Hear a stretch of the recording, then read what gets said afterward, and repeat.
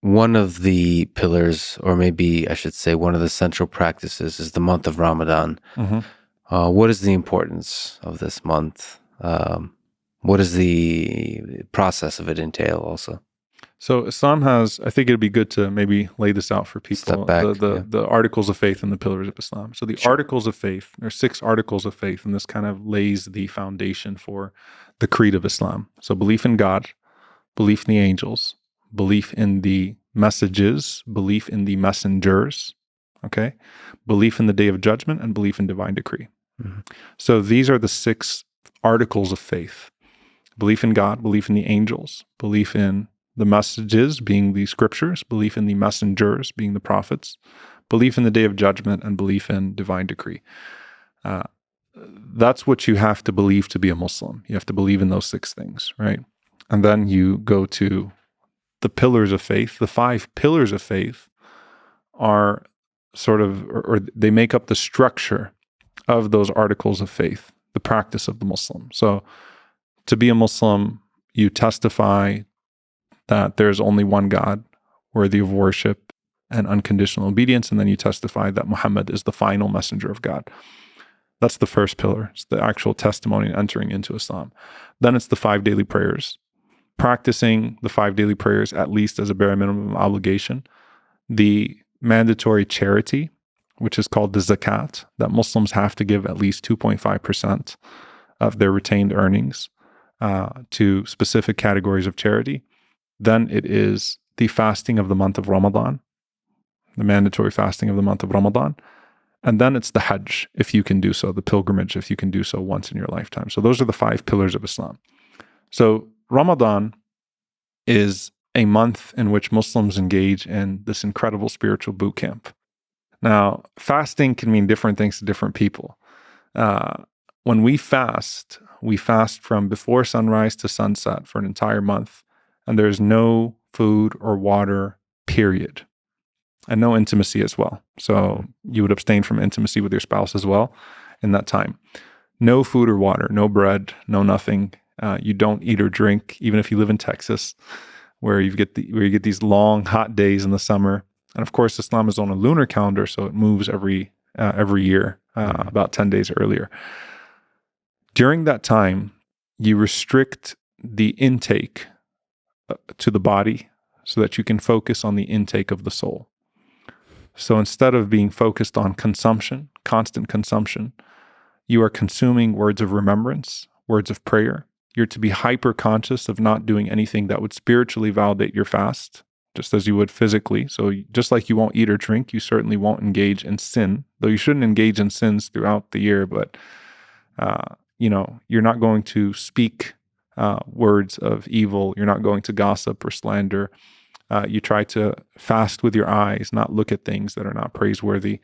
So you try to engage in a wholesome act of disciplining yourself with a consciousness of God, but then channel that into engaging the soul instead, exercising the soul instead.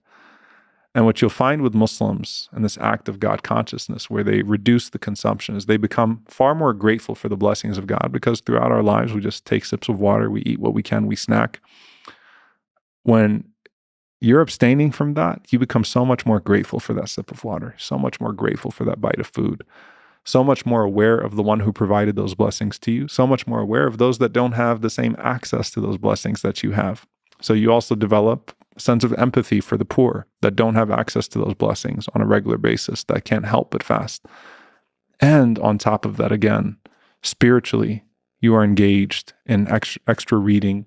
At that time, people are listening to more lectures. People are engaged in extra acts of devotion, extra acts of charity. Muslims are most charitable in the month of Ramadan. So you just feel great. And it's hard to explain to someone that doesn't do it, because it sounds like torture to people, right? What in the world are you doing, 4:00 on a hot Texas day, not eating or drinking? You're probably dehydrated and cranky, have a caffeine headache, and you probably can't wait for this month to be over. But in reality, you talk to Muslims, their favorite time of the year is Ramadan. You feel amazing. You feel absolutely incredible, because you taste a different type of consumption. You feed your soul for a change. And in that process, you connect with God in a way that you simply could not without the distractions of the day-to-day throughout the year. Now, it's good that it's one month of the year because it's honestly physically taxing, right? So it gives you a chance to experience it for that 1 month, but then you're encouraged to fast a few days of the year as well outside of the month of Ramadan to keep that connection.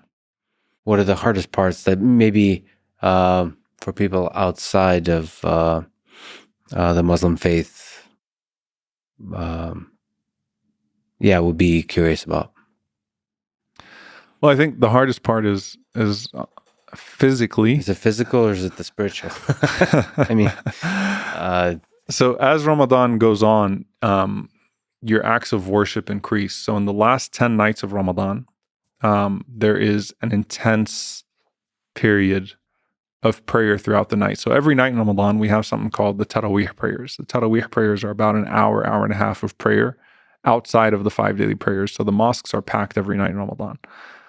The last 10 nights of Ramadan, people will engage in prayer throughout the entire night. So the only sleep that you're probably getting is actually a couple of hours in the morning before you go to work. So it's everything sort of put together, the disruption of schedule, the disruption of diet, the physically exerting yourself. But the way you feel